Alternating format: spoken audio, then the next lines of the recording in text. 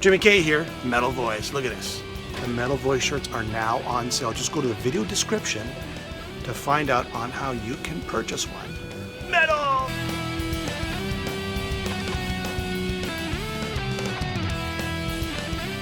Welcome to the Metal Voice, and today on the show, oh yeah, he's back, the man in black. Yeah, thanks for having me, Jimmy. Very cool.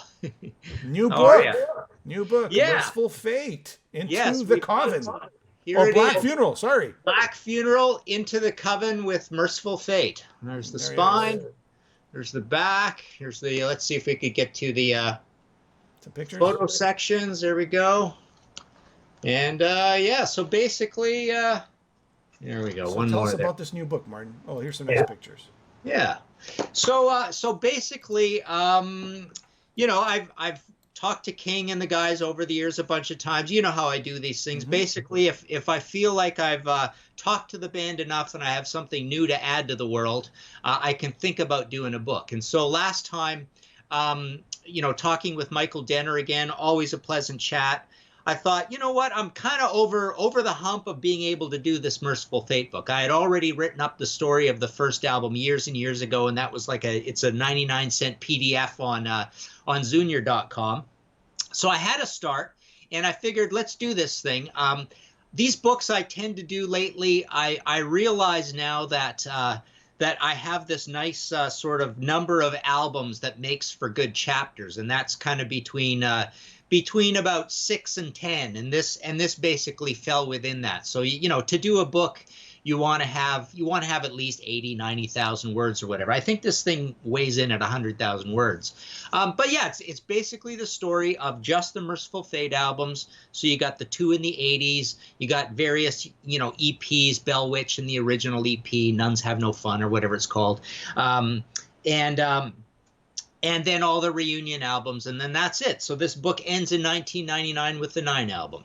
Cool. So tell me about, okay, a lot of people don't know this about Merciful Fate, but the first 2 albums were basically tons of demos and riffs of demos that they sort of released or self-released prior to those albums, right?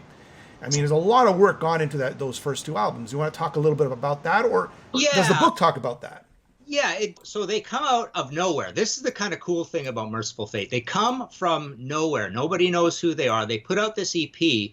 Now, you know, the front cover of the EP is really contentious, and it's really sort of raw and gritty and simple. You know, there's like a sacrifice of a naked woman on it. It's a black very controversial, to say the least. And it's called Nuns Have No Fun, but it's essentially called Merciful Fate. That's all there is on the cover. But so they come out of nowhere with these well-crafted, well-put-together songs. And I remember, okay, so I didn't get the EP when it came out. For some reason, I mentioned this in the introduction as well. I kind of missed the EP. I don't know why, but I did get the debut album immediately when it came out.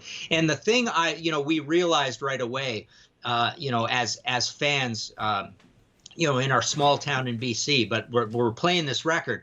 The one thing that came to mind immediately was that how this band was essentially the first band since Judas Priest with Sad Wings of Destiny in 1976, who sounded like they had sold their souls to the devil. So good, right? It was so skilled and so crafted, and you know, forgetting even the satanic content, it just sounded like, okay, a baby band is not supposed to be this good. That's the big thing, right? So, you know, they had these songs. They had been putting together this stuff, you know, for a while. So they had the EP, then they had the album, and it was done in a proper studio with a big producer. And then so was the second one, Don't Break the Oath. And, you know, you mentioned very correctly about this thing about the demos. So you can get all that stuff on later reissues, you know, mostly the beginning album, In the Beginning. Yeah. Where you can hear how this stuff was all put together. And the demos and stuff are all, you know, very similar to what actually came out, because the funny thing about Merciful Fate is that they're essentially a progressive metal band. I mean, people don't really think of them that way. That's right. But, you know, those songs have so many riffs crammed into them. Forget about just Satan's Fall. I mean, all of them do. You know, they have a lot of material into them. And then what you realize when you play the demos is that most of those riffs sequenced in that way were already there, even on the earliest stages of these songs. You know, some of them had some altered lyrics or some non-satanic lyrics where you got lyrics put onto them, but no, essentially, the band really knew what they were doing, and that was creepy to us coming up, because it was like, how is a baby band this good? And also not even from Canada, America, or Britain. They're coming from Denmark, you know, where really there's no precedent for any of any of this.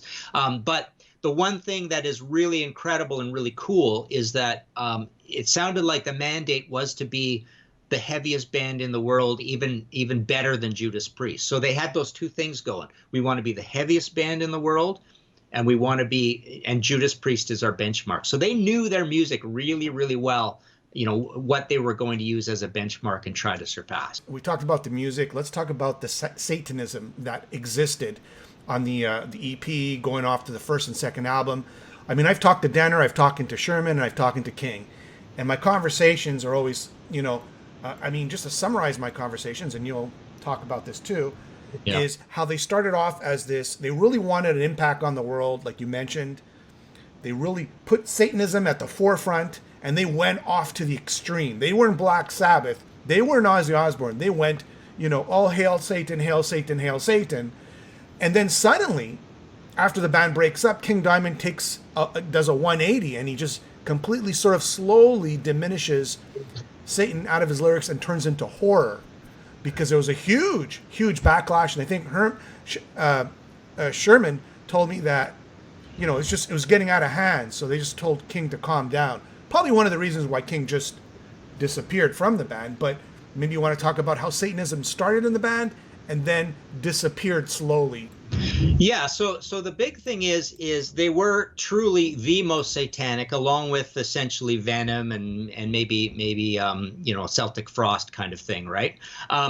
But really they were, you know, along with Venom again, the first black metal band. And then what they did even beyond Venom was that they you know, they had the corpse paint. So King is a really important figure in the origins of black metal. What they didn't do that Venom did, Venom's sound is actually closer to the black metal sound. Merciful Fate was just trying to be as clean and pristine and as fancy pants as possible. Yeah. So they're almost like the much later black metal sound when black metal people went progressive. But you're right. So they had this heavy satanic content, and you know, eventually there was a rift in the band, and you know, partially it was that, partially it is the fact that we also have this very obscure, almost novelty vocal in the falsetto vocal. That's another strange aspect of this band. But you know, so the Satanism is, it's kind of funny. Nobody really rebels against it in the band in a big way per se, like that exact specific topic. But I think there was kind of a growing, almost even like a subconscious thing, that this is a pretty esoteric topic to be talking about all the time. And, you know, it doesn't relate to a lot of people's real lives. So, you know, Hank Sherman, of course, is the first one who goes away, and he sets up essentially what is a proto-hair metal band in the band Fate. And King continues on. Now, King kind of keeps a lot of the, you know, you say it's horror, but there's a lot of, there's still a lot of like dark, evil, satanic horror, but he removes the word Satan most of the time. He removes, you know, those key words like hail Satan, you won't, or the blood of Satan, you know, he's sort of I guess he's told, look, if you ever want to get a bigger audience, you got to cut out Satan, basically. And I mean, he was a self-proclaimed Satanist too. And then he turned an atheist. Now he's an atheist. He doesn't believe in Satan or God. He just is atheist. Well, if you want to hear a little bit about this, so he starts out a little bit with you know, there's claims of paranormal things going on in his life. There's claims in Michael Denner's life of paranormal things and his parents being into it, which is kind of an intriguing part of the story. So these guys were all kind of okay with it. Kim Ruz was okay with it, but so King eventually, you know, he gets the Satanic Bible, and he's you know, becomes a proponent and even a friend of Anton LaVey and Xena and I think her name's Carly, the other one. So essentially he bonds with Anton LaVey and says, you know, we really kind of believe the same thing, but when King explains what he believes, it's really quite bizarre, and it's his own religion. And I even asked him, like, said, this is really bizarre. I don't think I've ever read this anywhere. I mean, where are you getting this? And essentially he says, well, it's kind of my own belief system in a way. And what he kind of believes is a form of experiential reincarnation, almost, that every human being has to go through multiple lives and experience everything there is to do with life. You know, love, hate, sex, death, murder, everything, right? That's the example he uses all the time, is murder, right? You know, eventually somebody in your past lives murdered somebody, right? So it's almost like he believes that you go through lives until you've checked off all these boxes of what you know, the unknown ones or the unseen ones or the unseen force or whatever. He again, like you say, it's not exactly atheism, but he definitely doesn't believe in God and Satan kind of thing. But it's almost like, so maybe there's this force, there's this checklist somewhere with the unseen forces, but the idea is that you have to live a whole bunch of experiences before you can pass on to the other side. So you have to check off all the boxes before you're allowed to move on. Otherwise, if you haven't done something, if you haven't had pistachio ice cream or something, you're reincarnated back until you have pistachio ice cream and you move on, kind of thing. And then I've, you know, in the book, I interviewed various producers who have worked on all these albums down in Texas. And incidentally, you know, they've worked on a lot of King stuff. And I put some of the King Diamond stuff in here. People are asking me, are you going to do a King Diamond book now? And I'm on the fence about that. It's almost like if Ole Bang, the you know, the manager, if I can get some cooperation, you know, from King, and let's say, okay, we're doing this book, let's talk through all these albums, then I might do it. But anyways, for now, this fit all perfectly, and I personally am more of a fan of the Merciful Fate catalog anyways. But yeah, even these producers talked about various paranormal things happening, but you can tell they don't quite believe it either, and they were wondering if they're hallucinating. Because the other thing with all these records, and one of the cool things about the book, is that it really drives home the point how hard they worked on all this stuff, and how somehow the math worked, and Brian Slagle gave them enough budget to be able to work for weeks and weeks and months on these records. And you hear it on those reunion records. You hear how much blood, sweat, and equity went into the making of those records. And that's why they don't have any bad records. They're just all, you know, top flight, top shelf progressive metal. Whether you like the horror and satanic content, or indeed King's falsetto or not, that's up to you. But you can't deny the craftsmanship that went into these records. So I guess my last question to you is, how does the post, or I'll call it the Merciful Fate classic albums, how do they compare in terms of quality and craftsmanship, I guess, to the reunion albums? Yeah, so I think the funny thing is the guys themselves don't think either of the first two albums are produced particularly well, and I think they have a fondness for Melissa more than Don't Break the Oath.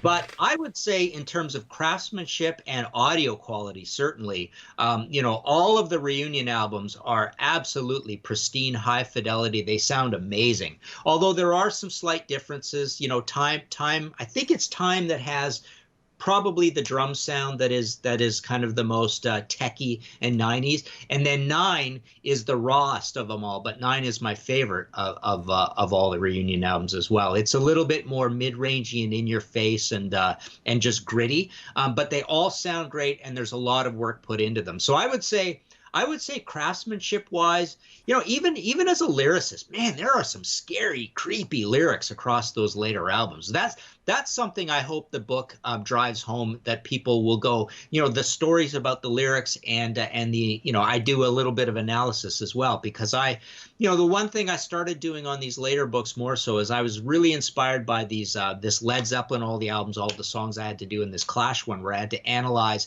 every song to the tune of 400, 500 words.